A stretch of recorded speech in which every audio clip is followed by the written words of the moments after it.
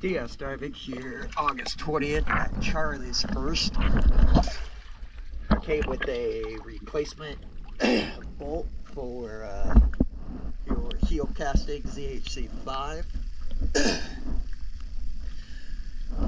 I put it in there and it has now become a temporary bolt. The other bolt on there was missing the nut, so I went ahead and removed that. We're going to get a new nut sized along with a lock washer for that and get that.